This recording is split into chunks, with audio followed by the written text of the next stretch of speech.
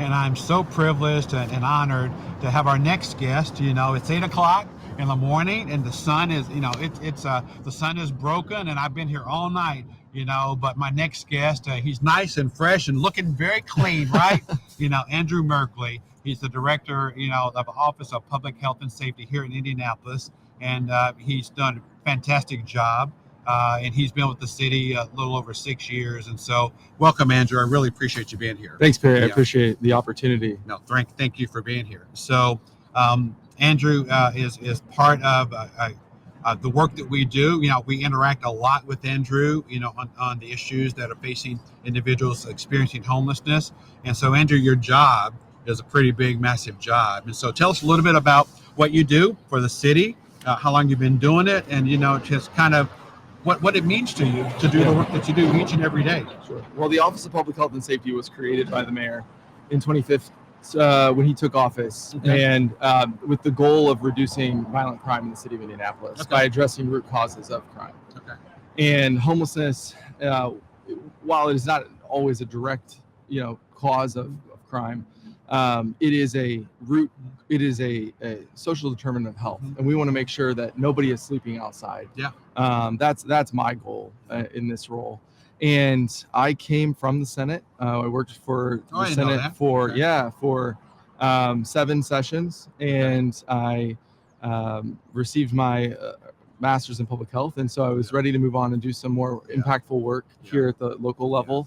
So I came to the city, and I started working almost immediately with your team during the pandemic, solving for social distancing for unsheltered neighbors, and it's been a really wild ride since then. I'm sure. And really something else, I'm sure. And you lived right through it, right? Andrew? Yeah. So sheltering folks in hotels, and then through winters, and now I'm in this role where I oversee all 5 of our divisions.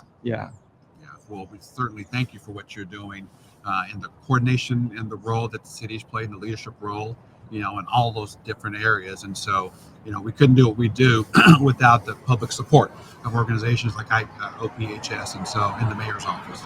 So, tell me a little bit about Andrew Merkley, who you are. How do you, I got a little bit of your story, I got the resume. The whole point with Conversations on the Bench is to be unscripted, transparent, and honest. And so tell me a little bit tell our folks how you got to where you are today. And so where'd you grow up? Sure. Your family, and, just kind of, we don't do what we do for money. There's no money in what we do, either at the city or the nonprofit level. So tell me how you got there. Sure. I'm from Southern Indiana, Newburgh, Indiana, be exact. Yeah. That's Kentucky. Almost Kentucky. Indiana. Yeah. I'm from Kentucky, by the way. Okay. All right. Yeah. So come from a working class family. Most of them are public servants, teachers, and have always had a interest in giving back and creating positive environments for neighbors and for my community. Went to IU out of high school. I'm sorry. Intended to be a dentist. So oh, wow. Yeah, I actually have a degree in biology and a degree in political science. And ended up at both Senator Donnelly's office and then at the State House in the Senate, working for a few years, like I said earlier. Knew I wanted to do something related to healthcare to combine my public work with that healthcare work, and ended up getting my master's in public health. And so that's then led me to this role. Wow. Yeah. You're able to use a lot of the book knowledge and experience there with on the ground work that you do each and every day. Yeah. Newburgh. Wow. Yeah. Siblings and parents. And still alive. And... yeah. I've my parents are still living down in Newburgh. My brother is in Chicago, and 3 of my grandparents are still living. They were teachers, and so they're in Jasper, Indiana, which is a little bit different. Very German. So I try to get back as often as I can. We have family lake house, but I did have my own experience. Not necessarily, I wouldn't call it homeless necessarily, but in college when I came out of the closet, had a difficult time with my family, and ended up having to bop around from friend's house to friend's house to figure out, how I was going to make. It's called couch I was surfing. couch surfing. Yeah, all of my belongings were in my car. Wow, I did not know that. Yeah. So, not a great relationship currently with the family, with some of my family, but that experience has kind of helped me totally inform what you do, right? Exactly. And because you're informed, you have resources and information and knowledge and experience, it helps us all, not just Wheeler, but the entire service provider network here in Indianapolis.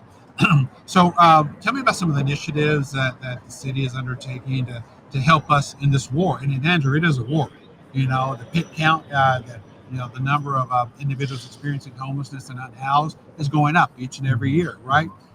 And the demand is just growing, almost to a level that is really straining the system, right? Straining all of our resources in the system. Now, you guys have pretty unique and innovative initiative called Streets to Home. You want to tell us a little bit about that?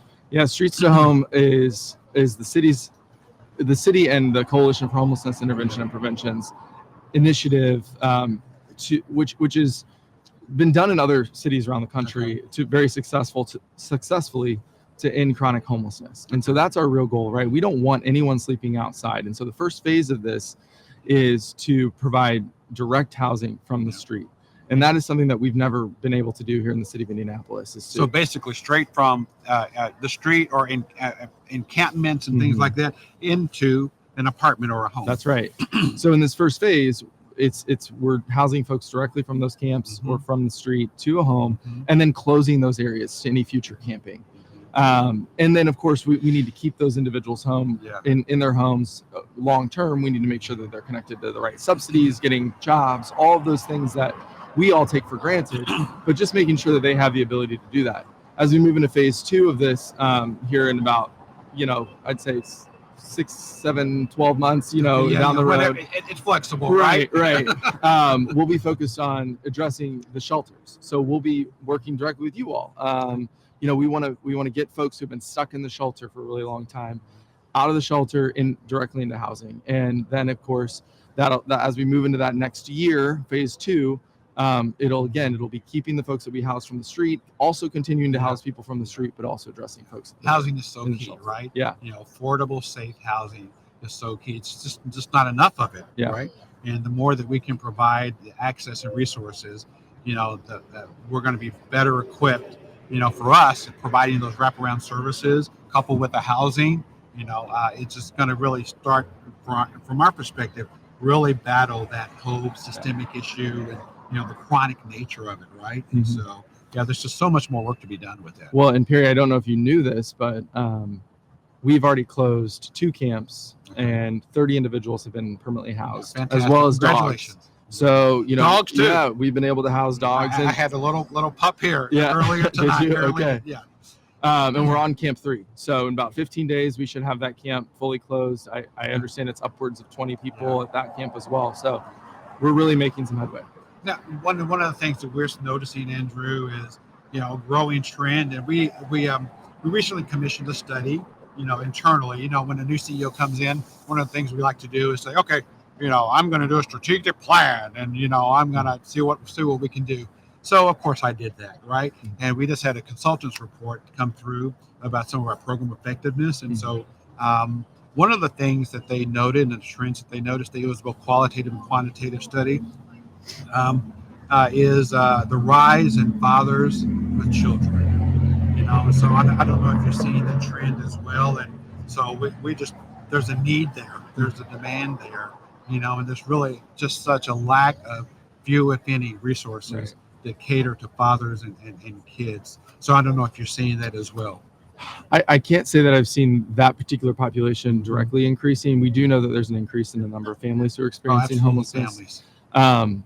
What I think is important to your point about there not being a lot of resources for that type of family unit is that, when now that the city is more invested in winter contingency than we have in previous years, we're able to provide that outlet for fathers. So if there's a family that's experiencing homelessness with both parents, or if it's just the dad and there's no mom, we can actually provide that space for them during the winter. And as we look to the future and really a weather contingent model, if it's really hot outside, if there's an inclement weather like a tornado or a flood that might impact our families that are unsheltered, we're hopeful that we'll be able to provide that space.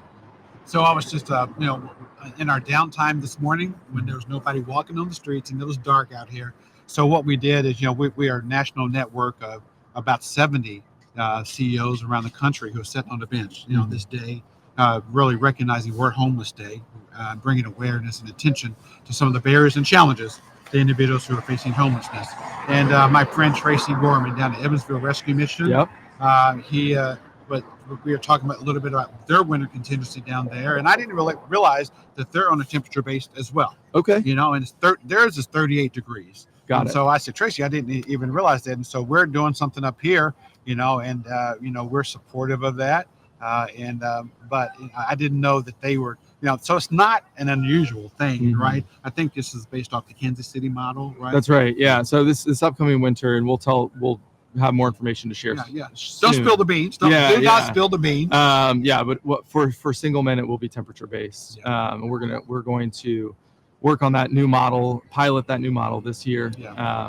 But I also, that's pretty exciting. Yeah, it is, and I think we'll be able to provide more space for single men than we have in the past.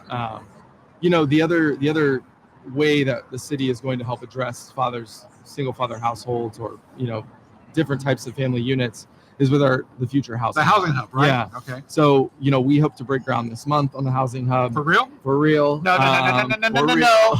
He's on camera. For real, Andrew? For real. Yeah. Well, congratulations. Yeah, thank you. Probably had to move mountains to get to that point. It's there have been some challenges as with all construction that's going on. We will hopefully be making that announcement very soon.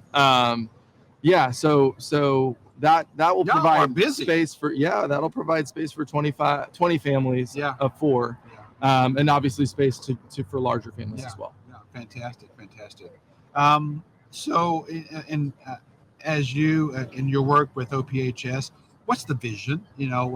Where is it going? What are some you told me about all the unique things that you're doing, but everything starts from a grand vision, and so give us a little insight into what that is for you guys, and how can organizations like Wheeler come alongside the city and help make that vision a reality? Yeah, well, like I said, the mayor created the agency to address those root causes of crime.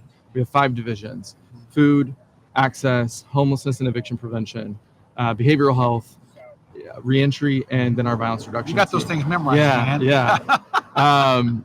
And my goal, we started about 10 years ago, and we then grew rapidly during the pandemic. Okay. And so my goal as the director of this agency is to make us sustainable into the future, no matter what administration comes in, that this agency is impactful, that we can demonstrate effectiveness and efficacy in the programs that we're offering. We've already demonstrated a 50% decrease in violent crime in the city of Indianapolis, which is better than the national average. Yeah. And we're continuing to see a lot of investment in homelessness, in behavioral health, like the Assessment and Intervention Center and our clinician-led community response teams that are out with providing that crisis response. But what we haven't been able to do as well as maybe we'd hope is to demonstrate to the public the effectiveness of all these programs. And so that's my goal.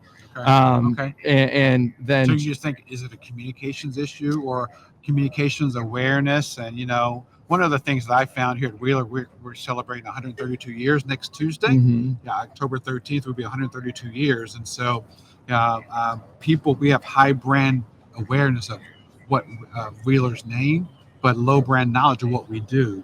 Do you think some of the same thing is happening over here, and just have to get the knowledge out? I certainly think that all of the above is part of the challenge, right? We need to be able to demonstrate through our data and through our messaging that we're impactful.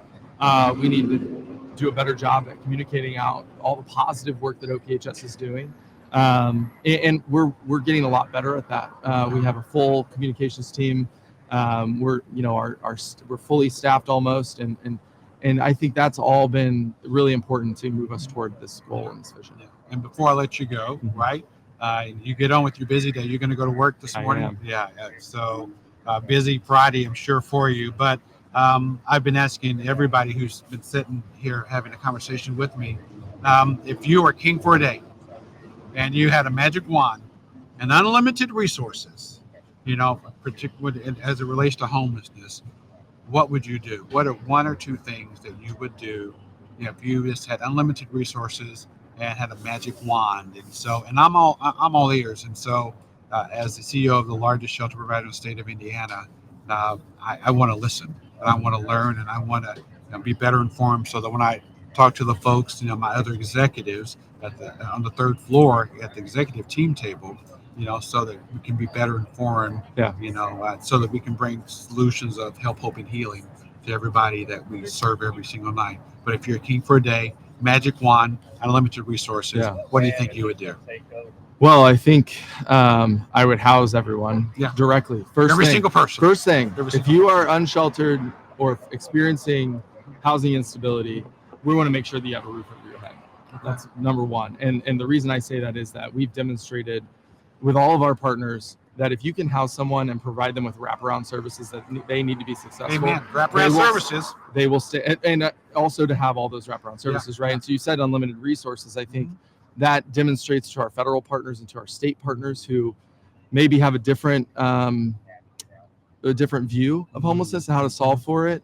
That when you have compassion, and that when you have empathy for people who are experiencing these really difficult times, and you can provide them with a house, how much that can change someone's life and make sure that they remain housed and can get that job and can go back to school and have a family, all the things that we all take for granted. I mean, you're preaching to the choir, brother. We think housing is extremely important, plus the wraparound services, and just walking, we call it walking beside them, walking alongside them. And we really don't know how long the period of time that is, Andrew. Right. Is it 3 months, 9 months, 12 months, 18 months? But there's going to have to be a period of time. It has to be customized for each individual. That's right. Because each individual needs a different level of wraparound services and walking alongside them. And so that's our goal. That's really what if somebody asked me what my vision is for Wheeler, over the next 5 to 10 years, we're going to be doing just that, right?